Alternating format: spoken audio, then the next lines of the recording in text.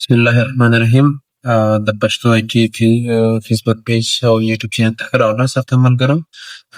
راځو په مایکروسافټ ورډ پروګرام کې پاتې برخې وایو.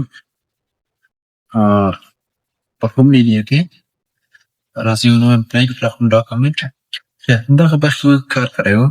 په تېرو ریکارډونو کې نو راځو په دغه برخه کې کار کوو چې کټ کاپي فارمټ فایټر او بل پیسټ ده. لومړی زه کاپي کاپي څه ته وایي؟ دې لپاره لږ معلومات درکوم نه.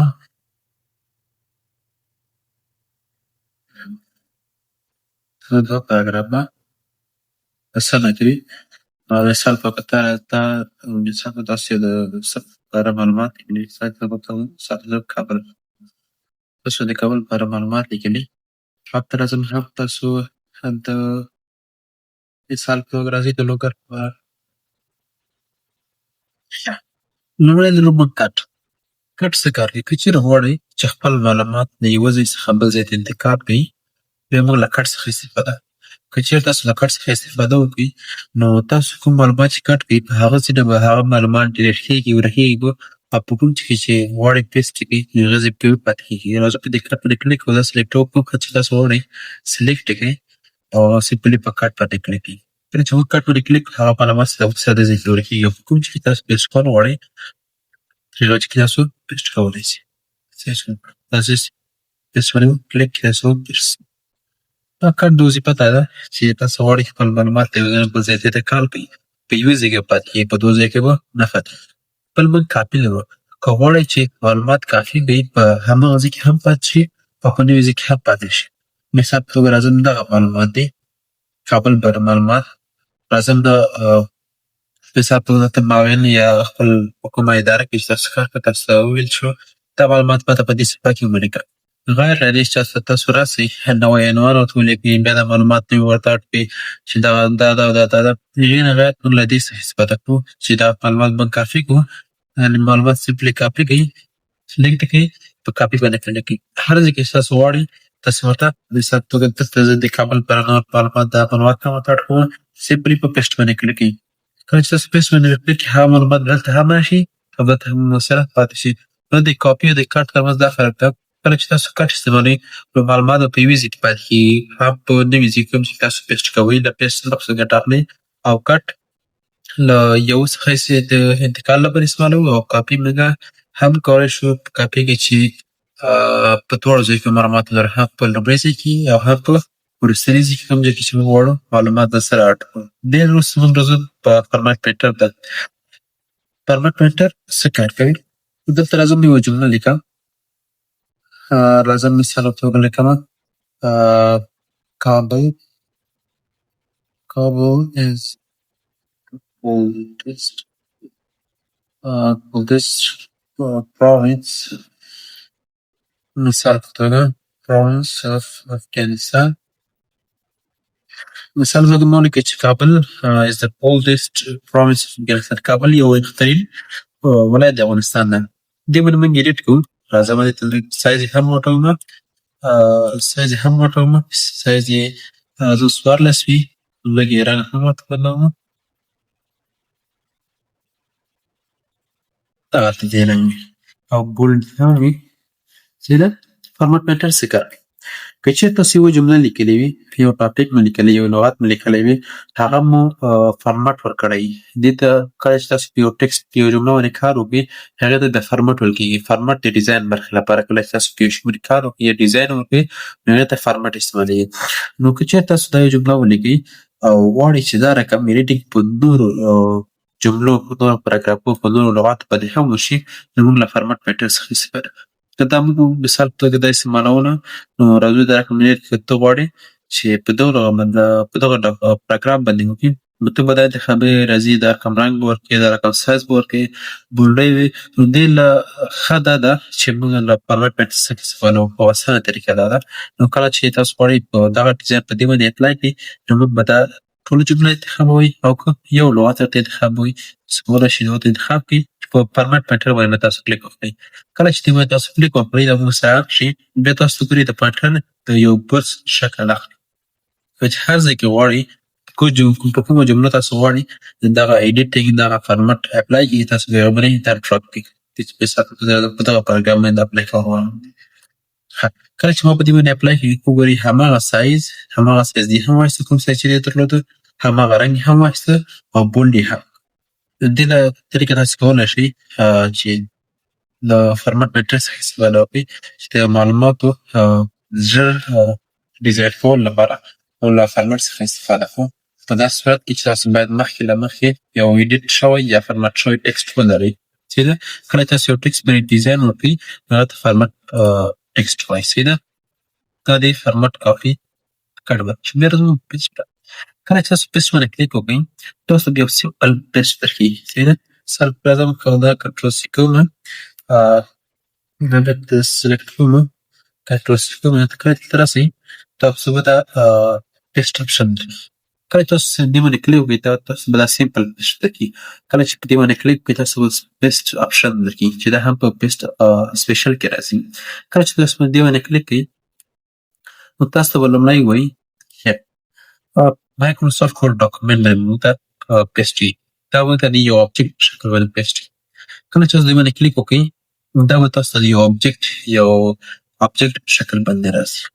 ګورئ چوکاټ راغی ورته نو دا د یو آبجیکټ شکل باندې چې دا پیسټ لومړی برخه کار دا شو چې موږ یو کولی شو عادي سپیس وکړو چې ښه ډیټیل اډ کړو لکه موږ چې دا درلودو یو دا دی په سپیشل کې د آبجیکټ په شکل باندې د مایکروسافټ ورډ آبجیکټ په شکل باندې موږ ته پیسټ کوي چې که غواړئ په دې کې بیا ایډیټ وکړئ تاسو په دې باندې ډبل کلیک کوئ او تاسو به راسن یو نوې صفحې ته راولي. مثال په ګزاره زموږ دغه جمله دې ورسره دا موږ ډیلیټ کوو او داسې تاسو کلوز کوئ. کله چې تاسو دا کلوز کوئ نو تاسو به دا هماغه جمله ته ایډیټ پکې راغلی وي. یا مثال ته غواړئ چې دې ته لږ نور ډیزاین ورکړئ مثال په بولډ وي دا به سمپلي تاسو کلوز کړئ هماغه آبجیکټ به هم دا د بولډ آپشن واخلي. لومړی برخه دا شوه. دویم برخه موږ لرو مثال په ګزاره د مطالعې طریقه به ومه په پیسټ سپیشل کې موږ لرو فارمټ ټکسټ مثال په توګه که چېرې تاسو یو ټکسټ فارمټ ولرئ صحیح ده دغه جمله زه انتخابوم چې فارمټ ده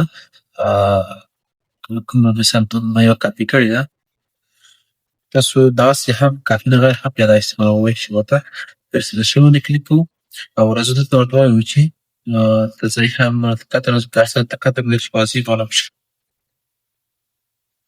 فارمټ ټکسټ ده کله چې تاسو غواړئ چې خپل معلومات په فارمټ سره پیسټ کړئ لومړی خو موږ ساده و کله چې موږ پیسټ کوو هماغه ساده و پیسټ کېده کالر ډیزاین به یې نه اخیسته دغه مثال په توګه ما انتخاب کړه دا ما کنټرول سی کړه کاپي کړه دا چې ما پیسټ کړو نو ماته به دا رنګه پرنټ شي یا پیسټ شي. که چېرې تاسو رنګه پرنټ کول غواړئ رنګه تاسو به له دې څخه استفاده وکړئ که چې موږ پیسټ کړو فارمټډ ټکسټ باندې به کلیک کړئ تاسو به دا رقم په فارمټ باندې پیسټ شي. او که چېرې تاسو غواړئ چې دا موږ ته د ساده پیسټ شي خالي دي په لومړي حالت کې موږ ته پیسټ شي مثال په توګه لکه دا چې موږ یې لیکلي دي دا موږ ته ورته وایي چې اډ فارمټ ټکسټ په دې باندې چې کوم ډیزاین یې دا موږ ته په بل کې چې موږ پیسټ کوو هغه موږ ته ساده پیسټ کړي. دا اوس ډیزاین و فارمټډ کې و دا هم انفارمټډ کې ده. بل دې کې موږ لرو پیسټ سپیشل کې پکچر انهانس ده دا موږ ته د یو پکچر په شکل باندې ایډ کړي. تاسو چې باندې باندې کلیک وکړئ نو دا د یو پکچر په شکل باندې خلاص کله چې تاسو باندې کلیک وکړئ دا موږ سره د پکچر فارمټ باندې راځي کولی شي هغه سټایل موږ کولی شو په پکچر باندې اپلای کړو پکچر باندې ډیزاین وکړو نو هغه څه هم کولی شو په دې باندې اپلای کړو. دا اوس موږ ته د یو عکس په شکل باندې پیسټ شو تاسو کولی شئ سایز ورته وړو کړئ او غټ کړئ له دواړو طرفو څخه تاسو کولی شئ سایز ورته وړو کړئ او غټ کړئ. هلته موږ سره د پکچر فارمټ هم خلاصېږي دا چې وروسته د عکس په اړه لري دا هلته د آبجیکټ او د عکس او لپاره خلاصېږي کله چې تاسو غواړئ د کې لو ډیزاین نه وکړئ نو له دې څخه استفاده تاسو کولی شئ سیب تغییرات په دې باندې کلیک کړئ څنګه تاسو غواړئ چې په نور عکسونو باندې ایډیټ کړئ وبخښئ نو دا د عکس په شکل باندې پرنټ څخه ده. بل موږ راځو په پیسټ سپیشل کې HTML فارمټ ده چې دا او انفارمټډ یونیکوډ ده ټیکس دا چې دا دواړه فعلا ساده پیسټ کړي لپاره ساده پیسټ کړي لکه څنګه چې دا نورو پیسټ کوو دا عادي پیسټ ده طبعا بل HTML هم داسې تقریبا الفابېټ یعنې دا هم ساده پیسټ کوي لکه دغه چې موږ درلودل په لومړني الفابېټ کې. نو دا د پیسټ برخه شوه چې دا صحیح لپاره موږ استعمالوو چې موږ څنګه کولی شو په صفحو کې سره کوم پیسټ سپیشل او فارمټډ ټکسټ ولرو. نو دا د فارمټ ټکسټ خبره شوه. لومړی موږ اوس راځو مخکې له دې چې بلې صفحې ته راشو ته وایو چې فارمټډ ټکسټ what is formatted text. فارمټډ ټکسټ ته وایي څنګه ټکسټ که موږ دلته وویلې چې په پیج سپیشل کې مو ویلې چې فارمټ پیج فارمټ پیج ته دا اول تصویر دی چې فارمټ ټکسټ ده. ته موږ وایو چې the edited or color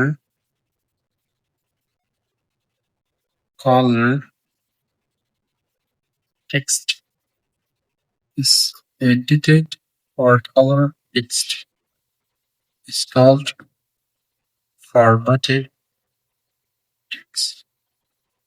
See that? Yeah. دې کې موږ ویلې چې په کوم ټکسټ باندې چې موږ ایډیټ کړی وي یا موږ کالر ورکړی وي نو هغه ته موږ فارمټ ټکسټ وایي. فارمټ خپله ځان ته د ډیزاین معنی لري. See that? Format is called design. See that? فارمټ خپله یو ډیزاین ته ویل کېږي. چې کله چې تاسو یو شي ته ډیزاین ورکړئ یو عکس ته ډیزاین ورکړئ یو آبجکټ ته ډیزاین ورکړئ ټکسټ ته ډیزاین ورکړئ نو ته موږ وایو فارمټ وایو.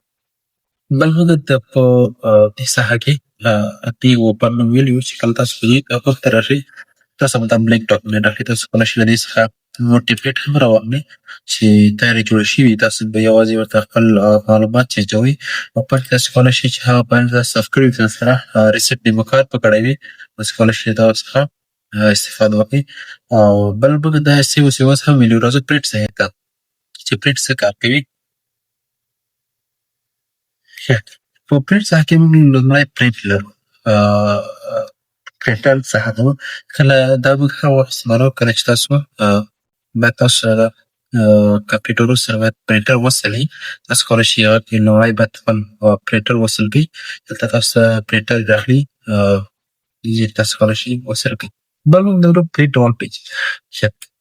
کله چې تاسو ډېرې صفحې ولرئ راځه مثال توګه اوس ما سره 2 صفحې دي دغه اټکونه زیاتومه هلته هم راځم څه معلومات دي لیکمه اټکونه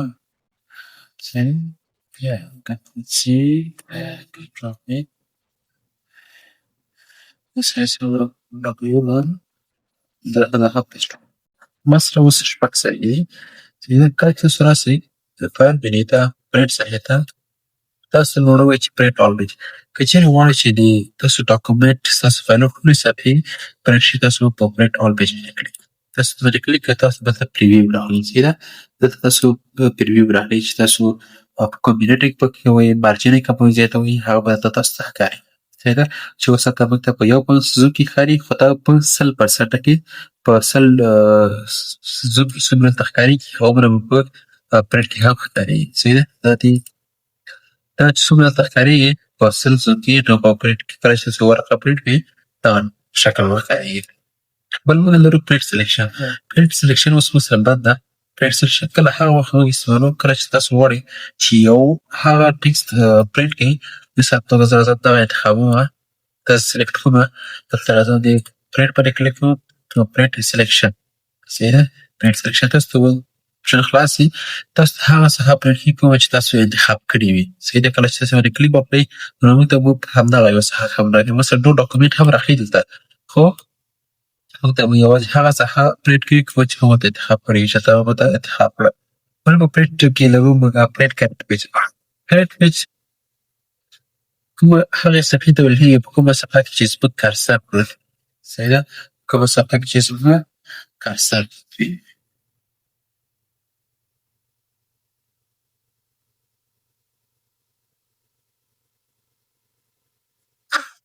دې صفحې ته زه راغلم، دې کې دې ته زما کرسر کېښوده، نو راځه دې باندې کلیک کومه او ورته وایم چې پرنټ کرنټ پیج. هغه صفحه ماته پرنټ کړي په کومه کې چې زما کرسر پروت وي. کله دې باندې کلیک کوم نو مطلب دا صفحه راوغلې.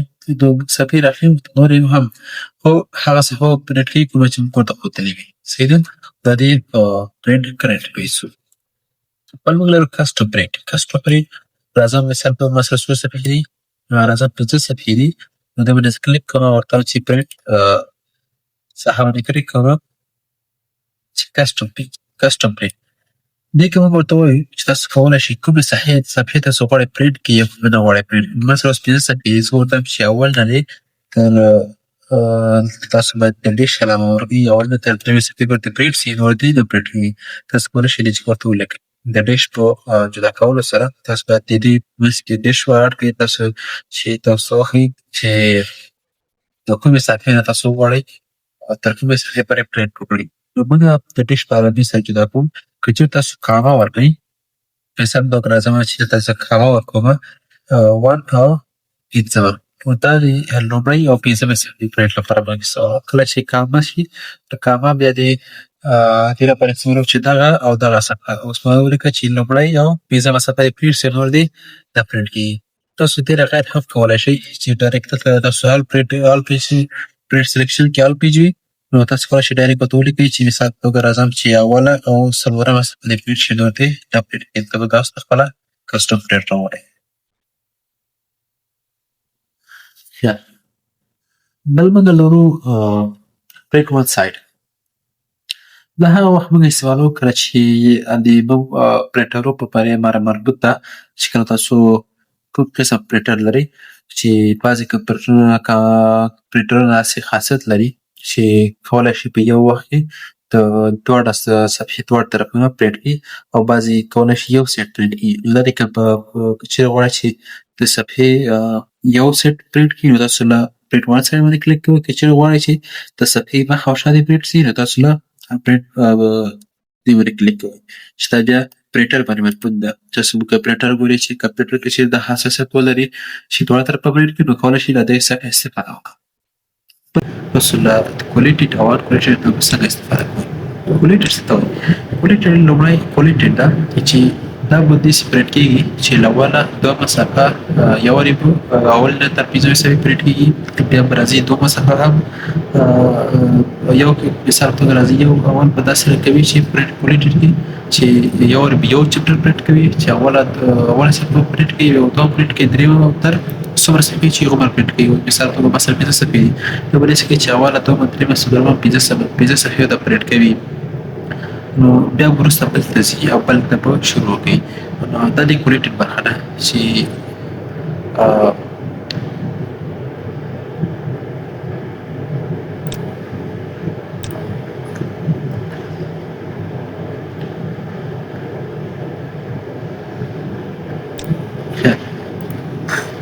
کولیټډ موږ وویلې چې کولیټډ او ان کولیټډ لرو. دا کولیټډ دې لپاره استعمالېږي که چېرې تاسو وغواړئ په صنف کې تاسو 5 شاګردان لرئ فرض مثال او یو هر شاګرد یو چپټر پرنټ کول غواړي نو موږ هر چپټر کې 5 ورقې لرو. صحیح ده؟ 5 ورقې لرو. کولیټډ دا اپشن ده. کولیټډ به داسې کوي چې هره صفحه به یو وارې پرنټ کوي. اول به لومړۍ صفحه پرنټ کوي بیا 2مه بیا 3مه تر 5مې صفحې پورې به دا هره یوه بېله بېله پرنټ کوي. بیا به بل شاګرد ته ځي بله صفحه به پرنټ کوي. دا د کولیټډ کار ده. او ان کولیټډ داسې کار کوي چې هره صفحه به 5 وارې پرنټ کوي. مثال په توګه اوله صفحه ده هغه به 5 وارې پرنټ کوي، 2مه صفحه به 5 وارې پرنټ کوي، 3مه صفحه هم 5 وارې پرنټ کوي. نو تاسو کولی شئ له دواړو څخه استفاده وکړئ. کولیټډ هره صفحه به بېله بېله پرنټ کوي. اوله 2مه 3مه 4مه تر 5مې پورې بیا به بله صفحې ته ځي هم بل شاګرد لپاره به ځي. او ان کولیټډ دې ته وایي چې هره صفحه به 5 وارې پرنټ کوي. هره ورقه به 5 وارې پرنټ کوي. بیا به 2مې ورقې ته ځي بیا به 3مې ورقې ته ځي بیا به 4مه ورقې ته ځي. یعنې هره ورقه به د مقدار تاسو چې څومره ورکړي هغومره په اندازه باندې به دا پرنټ کوي. بل پورټریټ او لینډسکیپ ته کله چې صفحه غواړئ چې داسې شکل دې وي نو تاسو له پورټریټ څخه استفاده کوئ. که چېرې غواړئ چې لینډسکیپ دې وي پرته ورقه وي نو تاسو له لینډسکیپ څخه استفاده کوئ. دا ورقه تاسو ته لیدلی شئ. بل موږ لرو په لیټر لرو. دا هم ډېر مهم دي. د صفحې سایز لپاره د ورقې سایز لپاره تاسو دلته پوښتنه کوي چې تاسو په پرنټر کې کوم قسم ورقه لرئ. دا تاسو ډېر مهم ده چې کله تاسو غواړئ یو کتاب یو چپټر پرنټ کړئ تاسو باید خپل پرنټر د انتخاب کړئ. پرنټر ورقې باید انتخاب کړئ ورته چې هلته موږ زیاتره له A4 څخه استفاده کوو چې نن سبا له A4 څخه ډېر استفاده کېږي. نو دا ډېر مهم دي چې تاسو باید انتخاب کړئ چې کولی شئ له هر یو څخه استفاده وکړئ. مثال په توګه اوس دا ورقې غټې وړې راځي. مثال په توګه د A5 ورقې یو ورقه د A4 راځي یا دوه ورقې د A5 یو ورقه د A4 راځي. تاسو باید خپله ورقې هغو ته انتخاب کړئ. تاسو کولی شئ ډېرې هر قسم ورقې کومې چې تاسو په پرنټر کې لرئ هغو ته انتخاب کړئ. بل مارجن ده.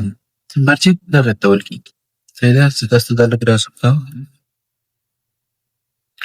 د خط ته تر دغه ځایه پورې او له